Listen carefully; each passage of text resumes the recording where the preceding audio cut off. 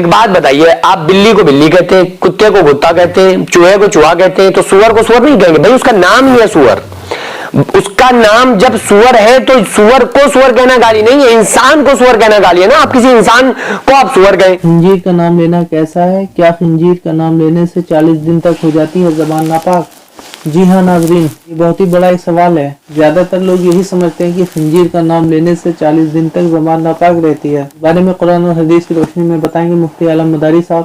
تو ہیلو، السلام علیکم، آداب، میں ہوں مستقیم اور آج ہم آپ کے لیے لے کر آئے ہیں UKZ یعنی امت کی ضرورت چینل سے کیا خنزیر کا نام لینے سے 40 دن تک دعا قبول نہیں ہوتی؟ اور یہ بات تو سچ ہے کہ یہ گندا جانور ہے۔ دیکھیں گے ہم اس ویڈیو کا اوریجنل لنک آپ کو ڈسکرپشن میں مل جائے گا۔ تو شروع کرتے ہیں بنا کسی دیری کے۔ مفتی صاحب، جو گندا جانور ہوتا ہے خنزیر، اس کا نام لینے سے کیا 40 دن تک دعا قبول نہیں ہوتی ہے؟ کہ جس نے اس کا نام لے لیا ہے تو وہ اگر کوئی دعا کرے تو اس کی 40 دن تک دعا ہی قبول نہیں ہوتی ہے؟ اس کی حقیقت کیا؟ آپ نے جو ابھی لیا ہے یہ کیا ہے؟ خنزیر عربی میں ایک لفظ ہے جس کو لوگ سمجھتے ہیں گندا جانور۔ گندا ہے یہ تو بات ٹھیک ہے کہ جانور جو ہے وہ گندا ہے، لیکن اتنا برا نہیں ہے جتنا شیطان ہے۔ دن بھر مائیں اپنے بچوں کو شیطان کہہ رہی ہوتی ہیں، اے شیطان شیطان شیطان شیطان، مطلب وہ اچھا بتائیے جو بغول آپ کے یا بغول لوگوں کے جو گندا جانور ہے وہ زیادہ گندا ہے یا جو شیطان ہے وہ زیادہ گندا ہے؟ اور پورا دن مائیں اپنے بچوں کو شیطان شیطان کر رہی ہوتی ہیں تو ان کے اوپر کوئی لگتا ہی نہیں، نہ ان کی ساری نمازیں بھی قبول ہو رہی ہوتی ہیں، دعائیں بھی قبول ہو رہی ہیں، سب قبول ہو رہا ہوتا ہے۔ اللہ تعالیٰ نے قرآن مقدس میں ارشاد فرمایا انما حرم علیکم المیتۃ والدم ولحم الخنزیر، کہ اللہ تعالیٰ نے حرام کر دیا ہے تمہارے اوپر بہتا ہوا لہو، سور کا گوشت اور وہ چیز جس چیز پر اللہ کے نام کے علاوہ کسی اور کا نام لے کر اگر ذبح کیا جائے وہ جانور اللہ تعالیٰ نے حرام کر دیا۔ ایک بات بتائیے، آپ بلی کو بلی کہتے ہیں، کتے کو کتا کہتے ہیں، چوہے کو چوہا کہتے ہیں، تو سور کو سور نہیں کہیں گے؟ بھائی اس کا نام ہی ہے سور، اس کا نام جب سور ہے تو سور کو سور کہنا گالی نہیں ہے، انسان کو سور کہنا گالی ہے نا۔ آپ کسی انسان کو آپ سور کہیں یا انسان کے بچے کو آپ کہیں کہ یہ جو ہے یہ انسان کا بچہ نہیں ہے اور بلکہ یہ سور کا ہے، ٹھیک ہے، تو وہ گالی ہوگی۔ انسان کو سور کہنا گالی ہے، سور کو سور کہنا گالی نہیں ہے۔ یہ میں بار بار ریپیٹ کیوں کر رہا ہوں؟ کیونکہ بہت لوگوں کے دماغ کے اندر یہی بات چل رہی ہوتی ہے کہ 40 دن گناہ پاک ہو گیا، اب کوئی دعا قبول نہیں ہوگی، اب یہ ہوگا اب وہ ہوگا، یہ حالات چل رہے۔ بھائی گالی کس کو کہتے ہیں؟ سور کا تو نام سور ہے تو سور کو سور کہنا کوئی گالی نہیں ہے، بلکہ اگر کسی انسان کو کہا جائے کہ یہ سور ہے تو اسے برا لگے گا، اس کے دل کو تکلیف پہنچے گی، وہ ہے انسان اور آپ اسے بتا رہے ہیں سور، تو اس چیز کا نام گالی ہے، کسی کے دل کو ٹھیس پہنچانے کا نام گالی ہے۔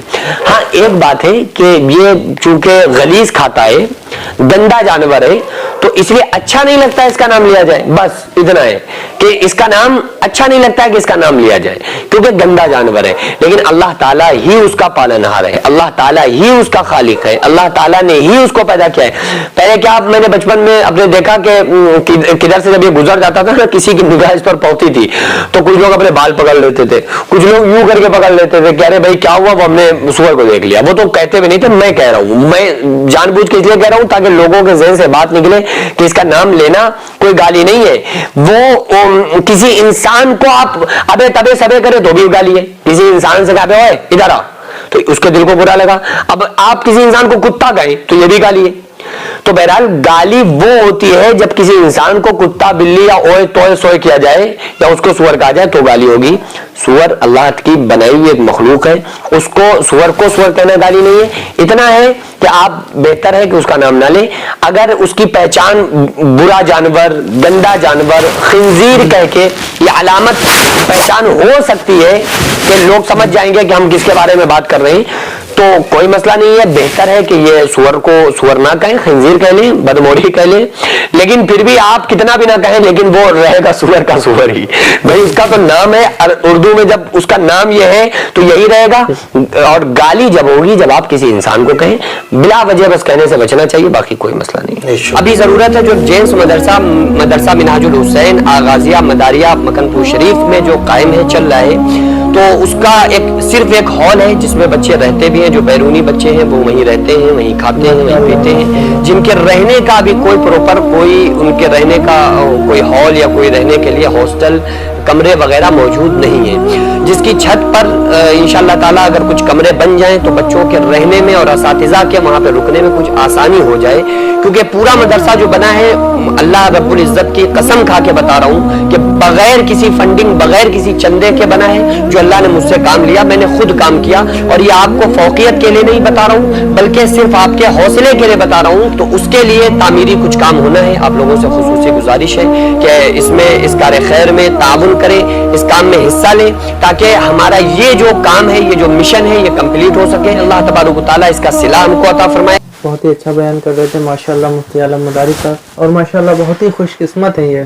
तो माशाल्लाह मुफ्ती आलम मदारी साहब की ये तकरीर सुनकर, ये बयान सुनकर आपके जहन से निकल ही गया होगा कि खंजीर का नाम लेना कैसा है। अब आपके दिलो दिमाग से डाउट मिट गया होगा कि 40 दिन तक दुआ नहीं कबूल होती, 40 दिन तक मुंह नाफाक रहता है। और बेशक ये बात भी सच है कि कोई भी मखलूक कैसी और सब बनाई हुई अल्लाह की है। तो इंशाल्लाह फिर मुलाकात होगी मुफ्ती आलम मदारी साहब से। तो जब तक के लिए खुदा हाफिज, अस्सलाम वालेकुम।